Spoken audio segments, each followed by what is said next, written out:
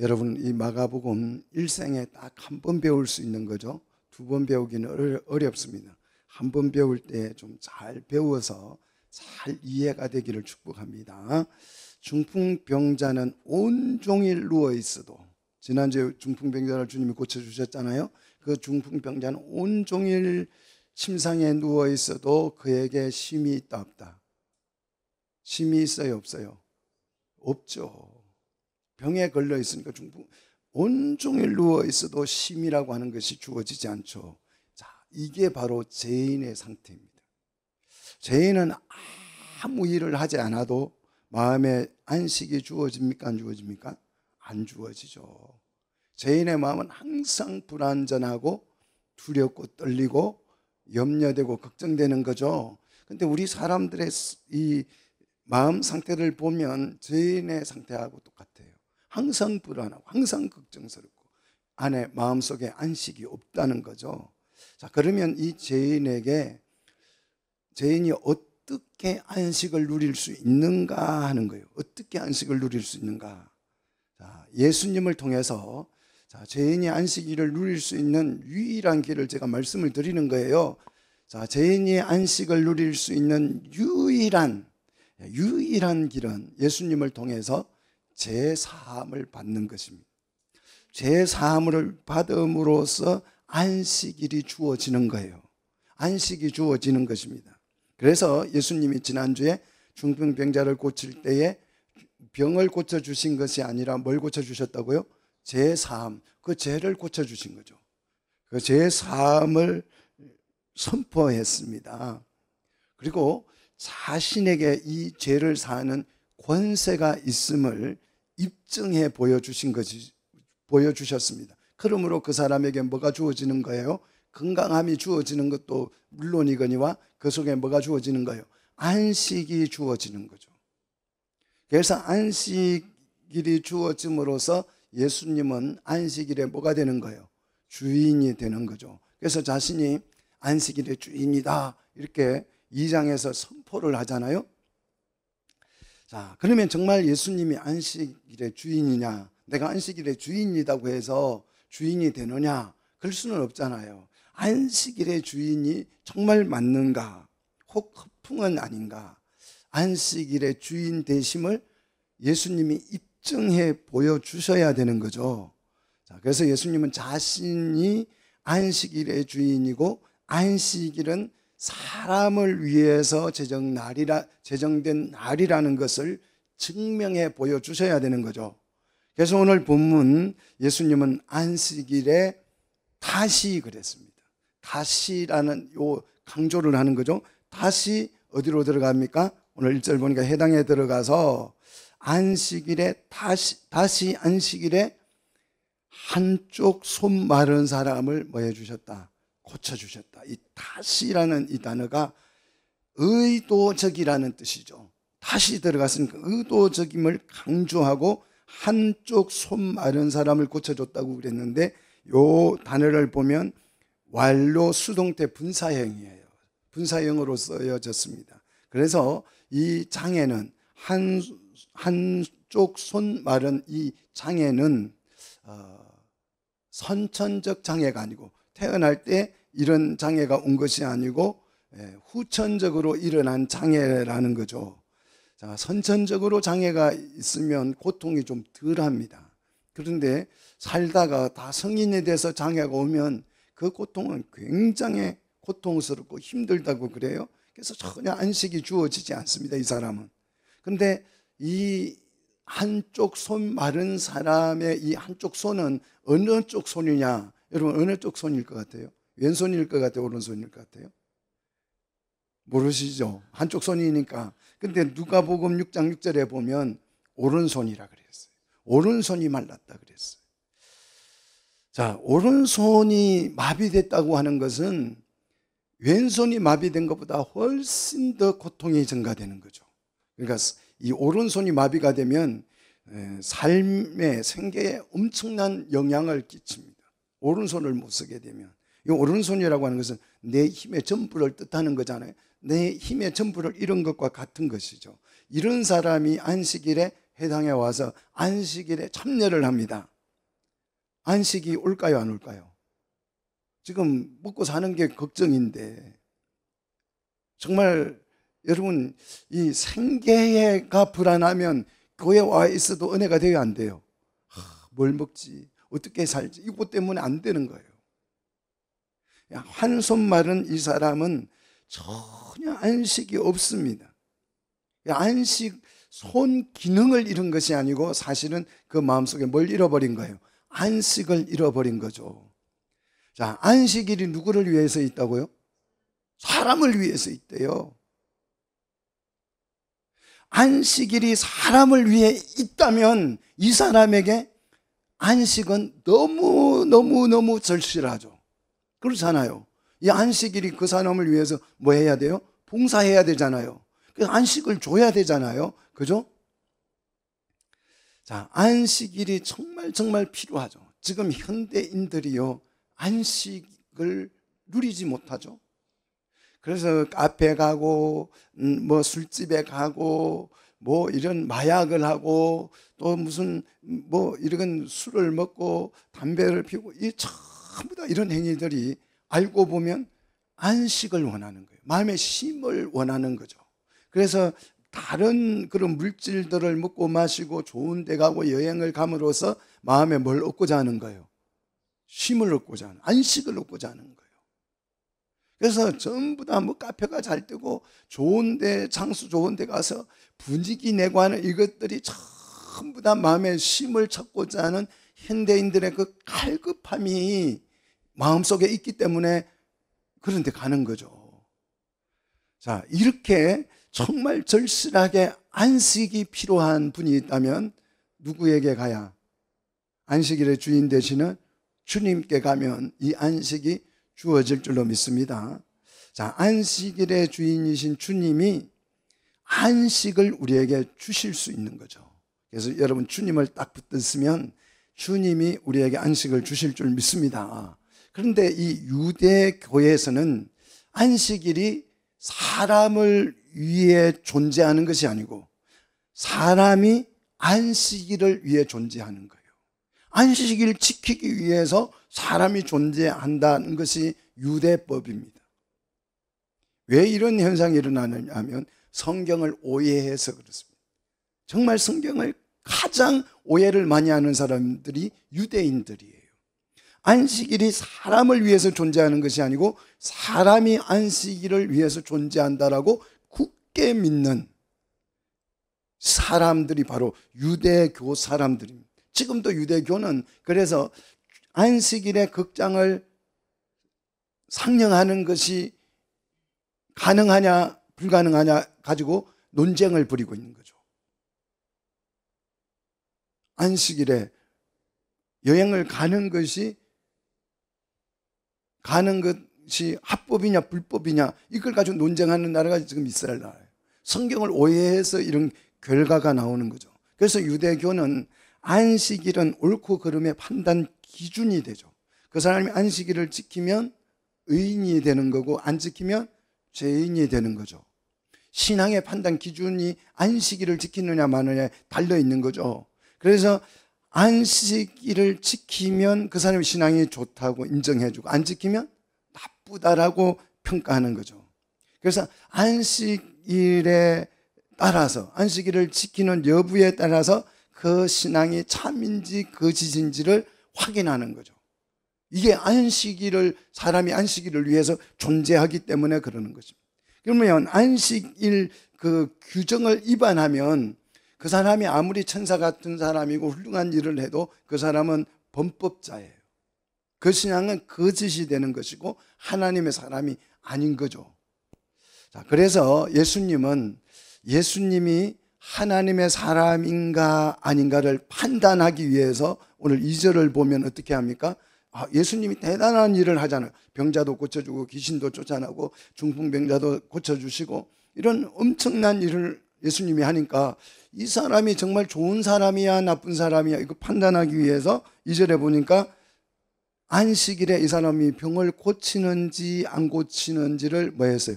주시했다 그랬잖아요. 주시, 경계하고 관찰했다는 뜻이죠. 자, 그래서 안식일 규정을 예수님이 위반하면 어떻게 할 거예요? 이 사람을 즉시 뭐 해야 돼요? 신고해야죠. 고발해야 되죠. 안식일 규정을 어기니까. 자, 그래서 고발하기 위해서 주시했죠. 이 고발이라고 하는 것은 유대 나라의 실정법이죠. 그래서 그 법을 어기면 교통법규를 어긴 것처럼, 아니면 형사법을 어긴 것처럼, 이거는 안식일을 어기는 것은 그 나라의 형사법을 어기는 거죠. 그래서 범법자가 되는데 최대형이 사형이에요. 안식일을 어기면 사형에 처할 수 있죠. 자, 반면 예수님이 안식일의 주인이라면 이 안식에 참여한 오른손 마른 사람에게 뭘 줘야 돼요? 안식을 줘야 되잖아요. 주인이니까. 안식을 못 주면 예수님은 주인이 아닌 거죠. 안식을 주기 위해서 병을 고치면 예수님은 뭐가 돼요? 안식일 규정을 위반해서 범법자, 중범죄자가 되는 거죠. 그러면 하나님의 사람이 안 되는 거죠. 안식일 규정을 지키면 이 한 손 마른 사람을 고쳐줄 수가 없고 그 사람에게 안식을 줄 수가 없으니까 안식일의 주인됨을 포기해야 되는 거죠. 근데 예수님이 자신이 누구라고요? 안식일의 주인이라고 선포했잖아요. 그럼 고칠 수도 없고 안 고칠 수도 없는 상태죠. 왜 이런 오해가 해당해서 생겼습니까? 성경을 잘못 이해한 결과예요. 지금도 성경을 잘못하고 잘못 이해해가지고 설교하는 교회들이 너무너무 많죠. 자, 성경을 오해하면 이런 심각한 문제가 생기는 거죠. 자, 주일 성수를 통해서 신앙을 판단 기준으로 삼습니다. 주일을 지키면 신앙이, 믿음이 좋고, 안 지키면 믿음이 안 좋다. 자, 주일을 가지고 그렇게 판단 기준을 삼을 때에 우리는 바리새인이 되는 거죠. 오늘 성경을 오해하게 되는 거죠. 믿음이 좋은 사람이 주일을 지키는 줄 믿습니다. 왜 아멘 안 하세요? 예, 그렇잖아요. 주일을 지키는 사람 믿음이 좋은 거예요. 11조를 하면 믿음이 좋은 거죠. 그런데 11조를 가지고 믿음이 좋느냐 안 좋느냐 평가하면 이거는 심각한 문제가 생겨요. 11조 안 하면 전부 다 믿음이 없는 사람이 되는 거죠. 그냥 믿음이 좋은 사람은 주일을 잘 지키고 예배도 잘 드리고 하는 거죠. 당연한 결과를 낳는 거죠, 믿음은. 자, 안식일을 오해함으로 인해서 안식일에 참여해도 안식할 수가 없게 된 거죠. 누가요? 유대인들이. 이거는 불행입니다. 안식일 규정을 지킨다고 안식일에 참여하는데 안식이 주어지지 않는 거죠. 자, 안식일 규정을 잘 지키면 지킨 결과는 뭐여야 합니까? 안식일 규정을 잘 지키면 결과는 뭐여야 돼요? 그게 올바른 규정이라면 안식이 주어져야 되는 거잖아요. 근데 유대 법은, 유대 안식일 규정은 안식일 규정을 잘 지키면 힘들어요. 고통스러워요. 절망적이에요. 늘 자기 자신을 정죄해야 돼요. 오늘도 안식일을 어겼네. 이렇게 하면서 자기를 정죄해야 되고 안식이 주어지지 않습니다. 안식일을 규정대로 잘 지켰는데도 안식이 안 주어진다. 그건 가짜입니다. 가짜예요. 찬양을, 예배를 드리는데 하나님을 진심으로 찬양이 되지 않는다. 그 예배가 가짜지요. 어떻게 살아계신 하나님을 내가 믿고 그 살아계신 하나님 앞에 내가 예를 표현하는데 그게 기쁨이 없다. 그건 가짜 신앙이죠. 정말 여러분 예배가 살아나기를 축복합니다. 안식일 규정을 제대로 지켰는데도 안식일을 주지 못한 이 안식일 규정은 가짜 규정이에요. 자, 안식일 규정에 오류가 있는 거죠. 예수님은 이 잘못된 유대교의 안식일 규정을 바로잡고 사람에게 안식을 주기 위해서 의도적으로 한편 손 마른 사람에게 명령을 하는데 어떻게 명령하느냐? 3절 보십시오. 어떻게 명령해요? 한가운데 일어서라는 거예요. 자, 요 중앙으로 나와 이거잖아요. 중앙에 나와서 일어서봐. 이렇게 말을 한 거죠. 구석에 일어서 이게 아니고 모든 사람이 볼 수 있는 한복판에 그를 이렇게 세우죠. 그리고 주변에서 시퍼런 눈을 뜨고 안식일 규정을 어기는지 안 어기는지 그걸 살펴서 주시해서 고발할 의도를 가지고 지켜보는 사람들에게 예수님이 질문을 해요. 무슨 질문을 하느냐? 4절에 이렇게 질문해요. 굉장히 질문이 재밌습니다. 한번 보십시오. 4절 우리 같이 읽겠습니다. 안식일에 선을 행하는 것과 악을 행하는 것과 생명을 구하는 것과 죽이는 것 어느 것이 옳으냐? 어느 것이 합법적이냐? 이렇게 묻습니다. 어느 것이 옳아요? 안식일에 선을 행하는 것이 옳습니까? 악을 행하는 것이 옳습니까? 선을 행하는 게 옳은 거죠. 안식일에 생명을 구하는 것이 옳습니까? 죽이는 것이 옳습니까? 살리는 게 옳은 거죠. 이런 질문을 했을 때 이 질문이 판단 기준이잖아요. 안식일을 어겼는지 안 어겼는지 그 판단 기준이 되는 거잖아요. 그래서 이 질문에 답을 하면 안식일을 위반한 건지 지킨 것인지 합법인지 불법인지 판단이 되는 거죠. 자, 이 질문에 바리새인들은 뭐라고 답변했어요? 4절에 뭐라고 답변했습니까? 답을 안 했어요. 묵비권을 행사했다. 잠잠했다는 거죠. 왜 바리새인들이 이 질문에 답을 못했을까요? 지능이 낮아서요? 정말 몰라서요? 무지해서요? 아니죠. 왜 답을 못했습니까? 5절에 그들의 마음이 완악해서. 마음이 완악해서 의도적으로 답을 했다 안 했다? 답을 알고 있지만 답을 안 했다는 거예요. 이 완악함이라고 하는 것은 마음이 굳어져서 완고한 상태, 고집이 엄청 센 상태를 완악함이라고 표현하죠. 사람의 마음이 왜 완악해질까요? 자, 에베소서 4장 18절을 보면 왜 마음이 완악해지는지 설명하고 있죠. 자, 한번 보십시다. 에베소서 4장 18절. 자, 18절 같이 읽습니다. 그들의 총명이 어두워지고 그들 가운데 있는 무지함과 그들의 마음이 굳어짐으로 말미암아 하나님의 생명에서 어떻게 됐다? 떠나 있도다. 뭐가 어두워져서요? 총명이 어두워져서. 무지함이 생기고 마음이 굳어져서 하나님의 생명에서 떠나버리는 상태. 이게 완악함입니다. 자, 이 완악함이 결국 생명을 잃게 된다는 거죠. 그래서 예수님이 이 완악함을 보시고 어떻게 하셨어요? 탄식했다 그랬죠. 탄식하시고 그 다음에 분노하셨다. 생명에서 떠났기 때문에. 여러분 신앙생활 할 때 너무 고집이 세지 않기를 바랍니다. 말씀이라고 하면 말씀 앞에 내가 녹아지는 훈련을 해야 되겠죠. 완악함이 이 총명이 어두워지면 완악해지고 하나님 생명에서 떠나기 때문에 그랬습니다. 그래서 예수님이 그 대답하지 않는 사람을 둘러보시고 대답하지 않는 표정을 보면서 그 사람에게 한편 손 마른 사람에게 말씀합니다. 뭐라고 말씀했냐 그러면 내 손을 내밀라. 이렇게 말씀하셨더니 그 사람이 손을 어떻게 됐다? 손이 굳어가지고 펼 수 없는 사람이 그 손이 어떻게 됐다? 펴졌다. 내밀 수 있게 됐다. 그래서 손이 어떻게 됐다고요? 회복됐다는 거예요. 회복이라는 되돌리다라는 뜻이죠. 창조의 상태로 되돌아가는 것. 그래서 그에게 뭐가 주어졌어요? 안식이 주어졌다는 것입니다.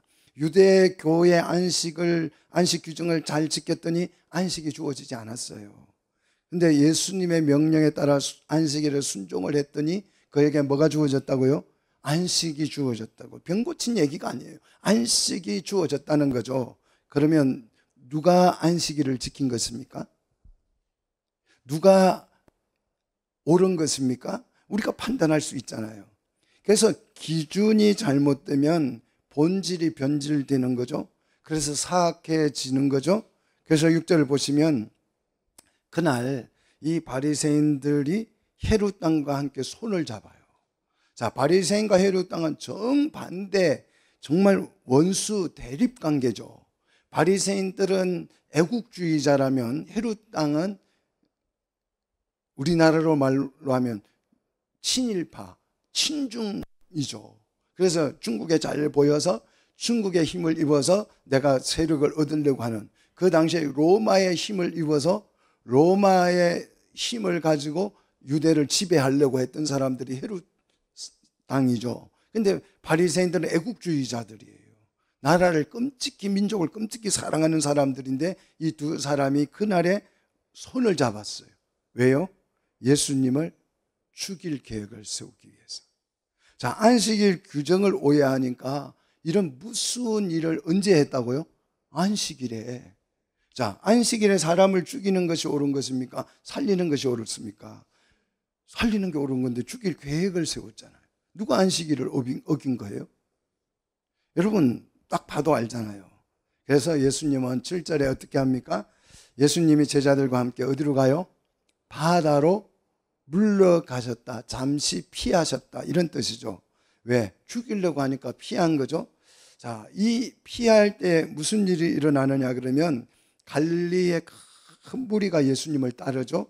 8절 보니까 유대 지파 사람들과 이둠의 사람은 에돔 사람들을 말해요. 에돔 사람들과 강 건너편, 요단강 건너편 두로 시돈 근처에 많은 무리가 예수님이 하신 일을 듣고 나왔더라는 거죠. 예수님이 하신 일이 뭐죠? 한편 손 마른 사람에게 안식을 주신 일이죠. 자, 그래서 이런 예수님을 따르는 수많은 사람들이 있는가 하면 다른 한 그룹은 그날 예수님을 어떻게 하려고? 죽일 계획을 세우죠. 자, 우리 이 사건을 통해서 예수님이 누구라는 사실을 확인할 수 있습니까? 안식일의 주인이라는 것을 확인할 수 있는 거죠. 자, 예수님의 사역을 통해서 질병으로 안식 못하는 사람들을 10절 회복시켜 주시고 11절 더러운 귀신들도 예수님을 보면 하나님의 아들이라고 인정하게 되는 거죠.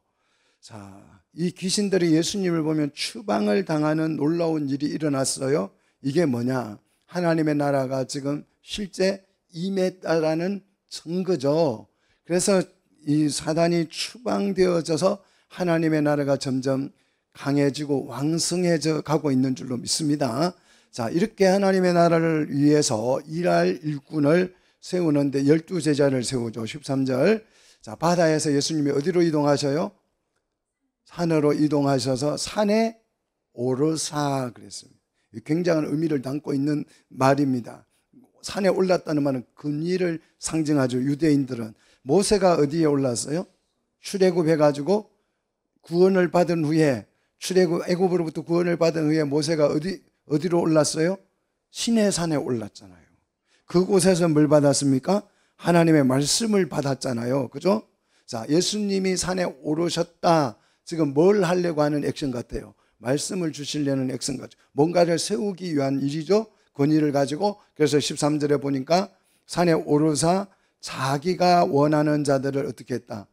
부르시니 그들이 나왔다. 원하는 자들은 자기가 바라는 사람들, 자기가 기뻐하시는 사람들, 예수님이 기뻐하는 사람들을 불렀다. 이런 뜻이죠. 자, 자신의 목적에 부합되는 사람들이죠. 예수님이 기쁨이 되는 사람은 내 목적에 부합되는 사람. 다시 말해서 하나님 나라에 합당한 사람들을 불렀다는 거죠. 그래서 14절 12를 어떻게 했다?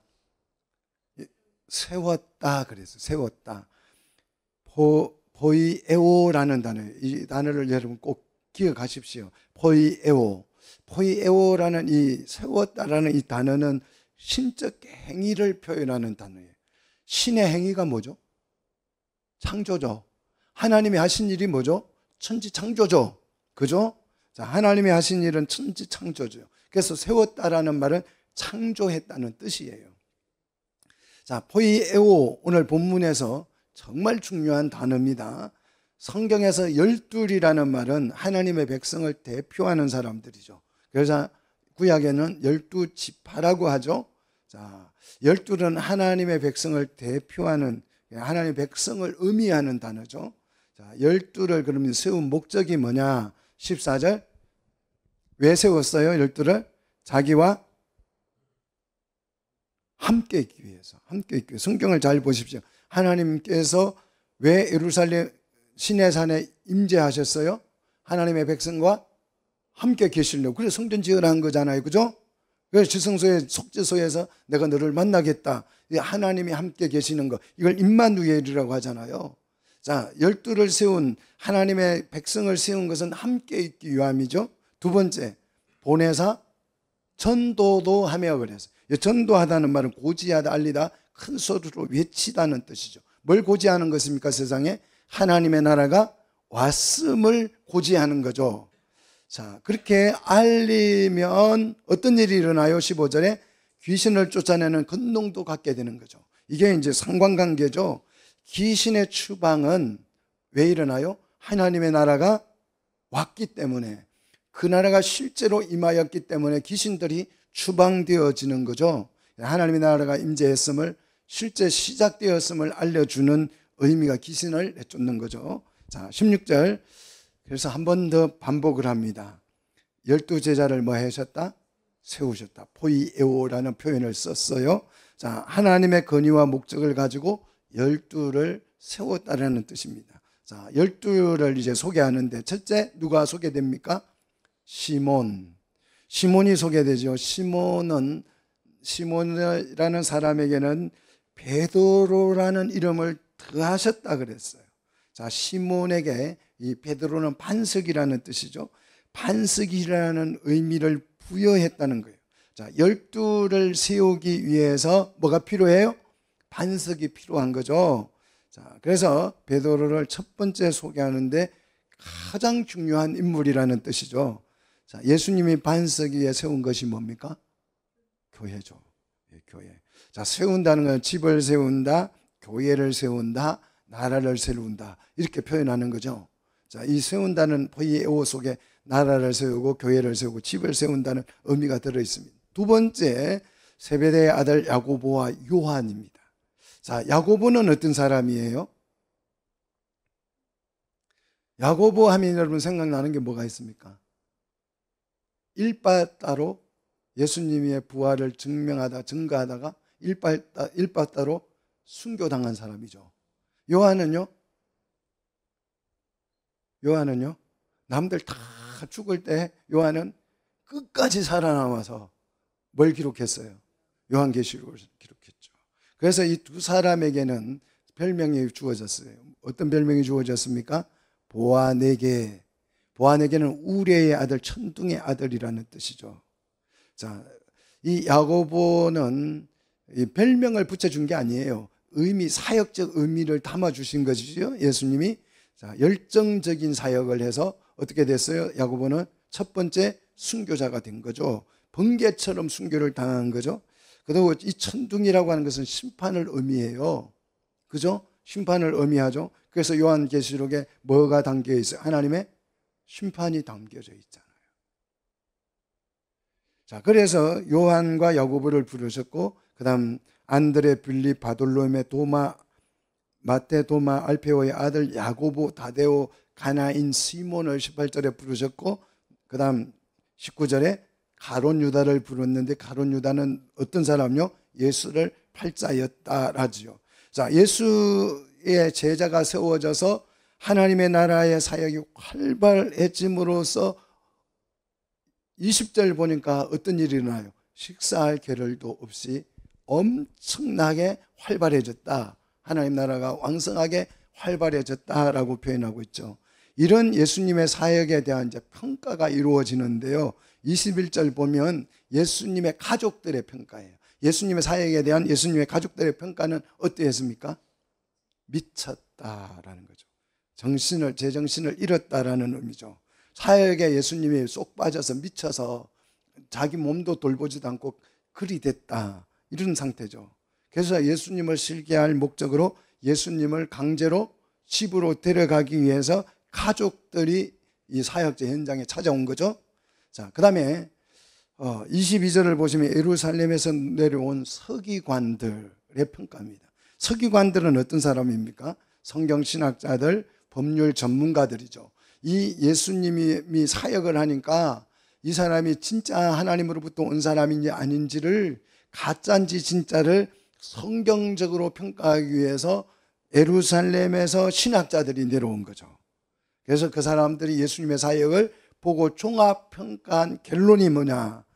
바알세불이 짚혔다. 이 짚혔다는 말은 바알세불의 지배를 받는다라는 평가를 내렸죠.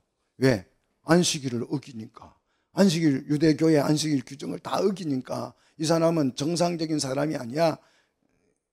귀신의 왕을 힘입어서 귀신을 쫓아내는 것이고 불법자야, 범법자야, 이렇게 판단을 내린 거죠.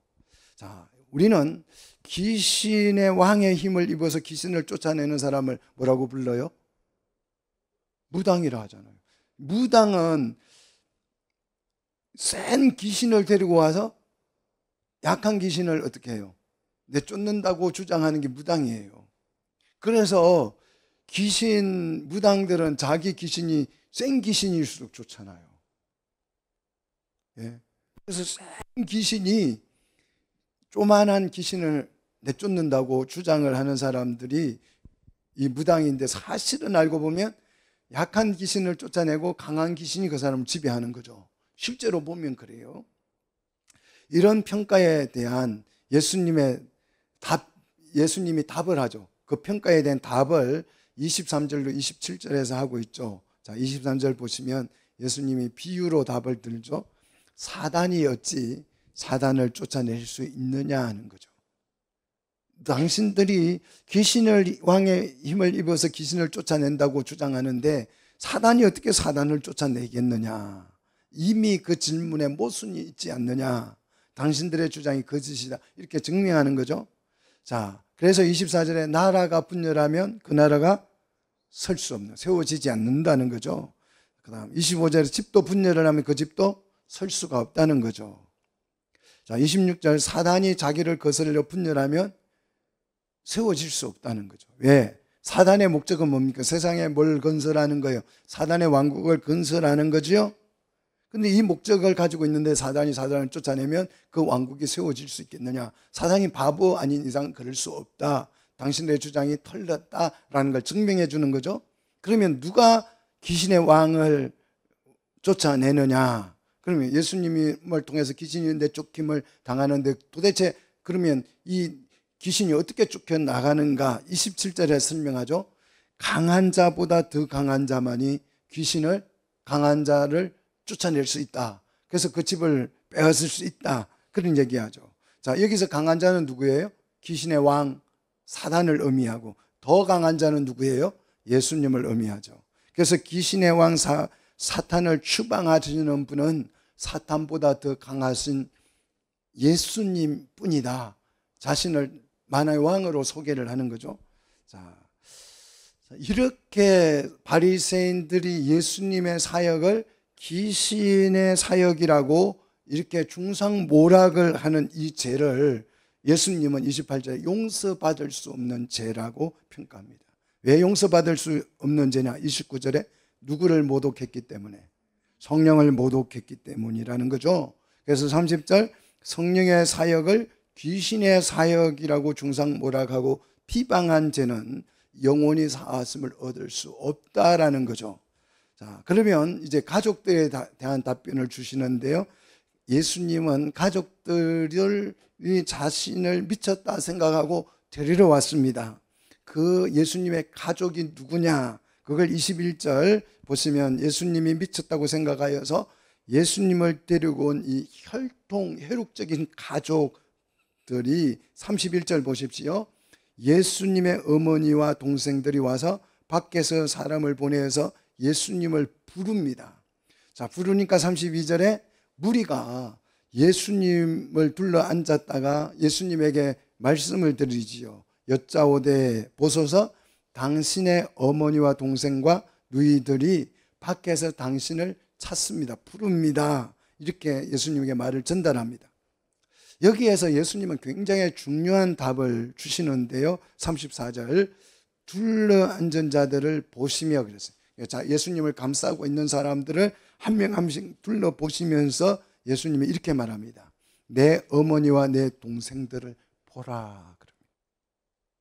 자, 예수님 주변에 앉아서 예수님의 말씀을 듣고 있는 사람들을 둘러보면서 이 사람들이 내 어머니요, 내 동생들이니 이 사람들이 내 어머니와 동생들을 보라, 이렇게 말씀하신 거죠. 여기서 내 어머니, 내 동생 1인칭을 사용하고 있습니다. 예수님의 친어머니, 친동생이 누구인지를 설명하고 있는 거죠. 자, 예수님의 친어머니, 친동생, 새로운 가족을 지금 소개하고 있는 거죠. 새로운 가족, 하나님의 나라의 가족을 말하고 있습니다. 하나님의 나라에서 새로운 가족은 혈연이나 혈통이 아니라는 것을 아셔야 돼요. 이게 바리새인들, 사두개인들이 이걸 오해 못 해가지고 성경을 오해했죠. 그래서 7명의 아들이 있었는데 다 죽었는데 그 7명의 아들과 결혼을 한 이 한 명의 아내는 누구의 아내가 되겠냐 부활하면, 그렇게 오해를 했던 거 여러분 아시죠? 예. 하나님의 나라의 가족은 혈통 혈육이 아닙니다. 우리가 이 땅에서는 혈육과 혈통으로 가족이 구성이 돼요.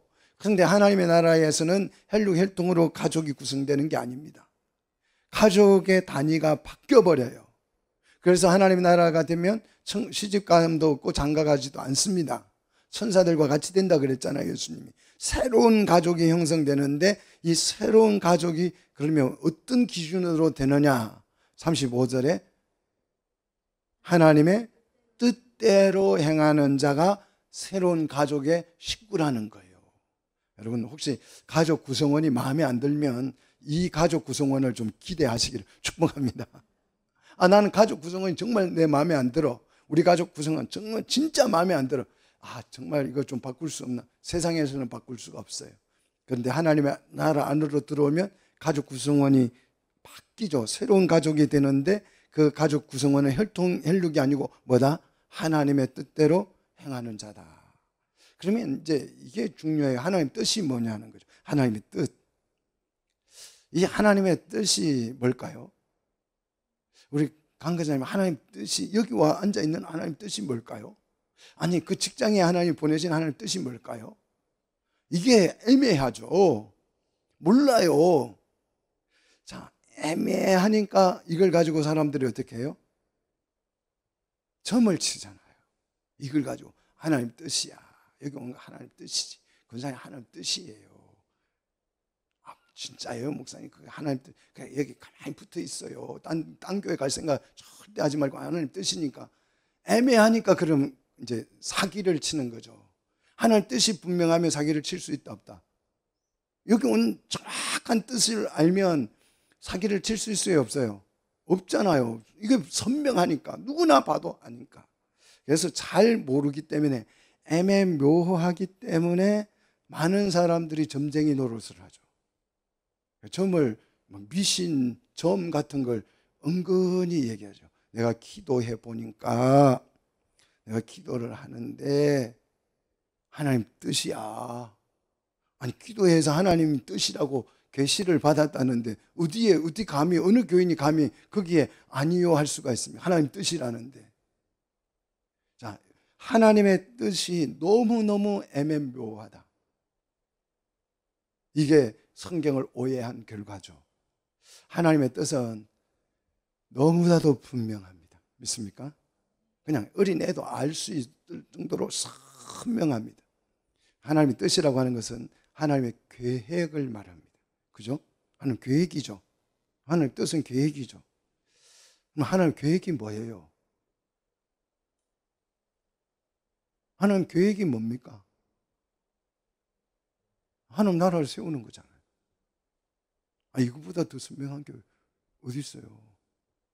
하나님의 계획은 하나님 나라를 세우는 거예요.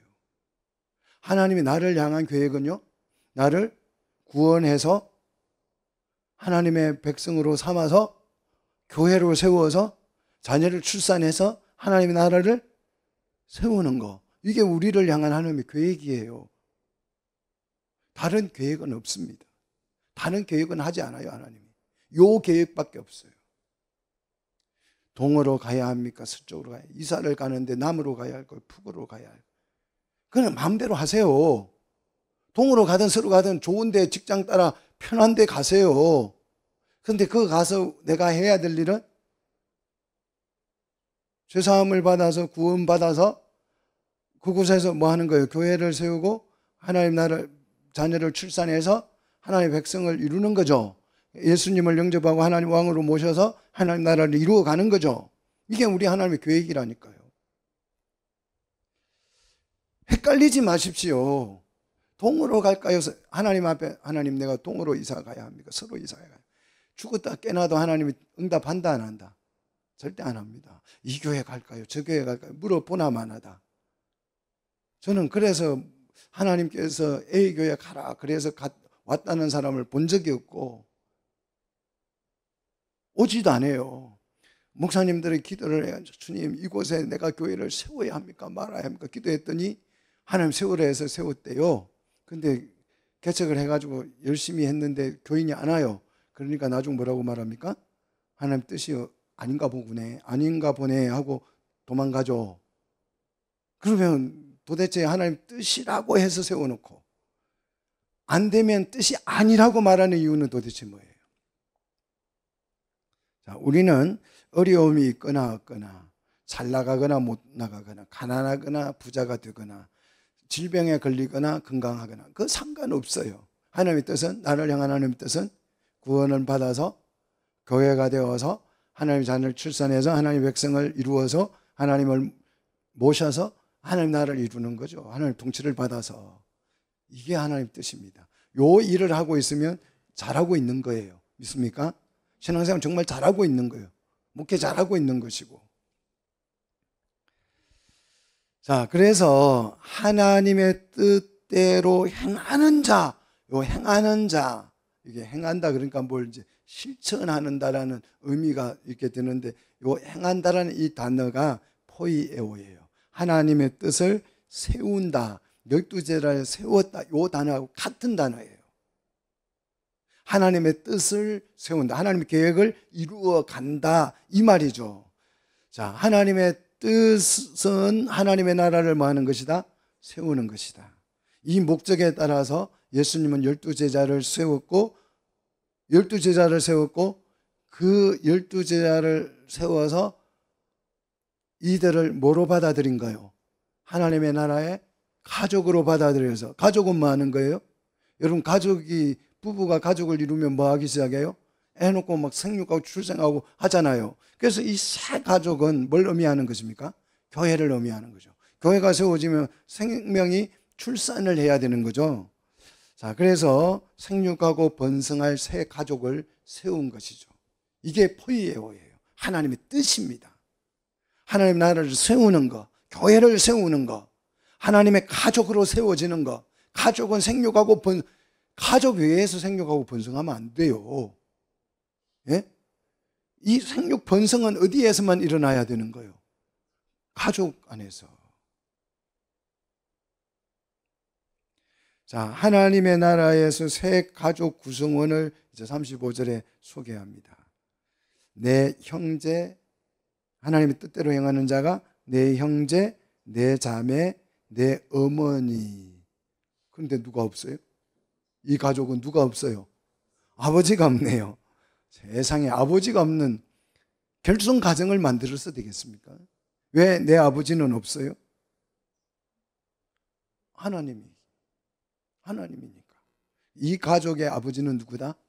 하나님이라는 걸 강조하고 있죠. 그러면 이 가족의 아내는 누구다? 교회죠.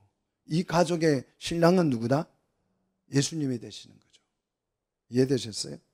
자, 그래서 이 가족이 출산을 해서, 신랑 신부가 출산을 해서 가족을 이룰 것입니다. 하나님의 백성을 이룰 것이고, 하나님의 백성이 이루어지면 하나님의 통치가 일어날 것이고, 그러면 하나님의 나라가 실현될 줄로 믿습니다. 이것이 하나님의 뭐다? 뜻, 하나님의 계획이다. 이 뜻을 세우는 것이 중요하다. 이 뜻을 세우기 위해서 누구를 불렀다? 12제자를 포이에오 하셨다. 세우셨다. 이 뜻을 세우기 위해서, 이 뜻을 포이에오 하기 위해서 12제자를 포이에오 하셨다. 세우셨다라는 뜻이죠. 자, 하나님의 뜻은, 자, 그러면 어떻게 세워질 것인가? 이 뜻이 어떻게 열매를 맺을 것인가? 결과를 낼 것인가? 하는 것이 이제 다음 4장에 설명을 하고 있어요. 여러분 4장을 한번 심심할 때 한번 읽어오십시오. 일주일 주는데 4장 읽는데 한 1분 걸려요. 1분만 좀 투자를 해가지고 4장을 한번 읽어오시면 다음 시간이 더 은혜로운 시간이 될 줄로 믿습니다.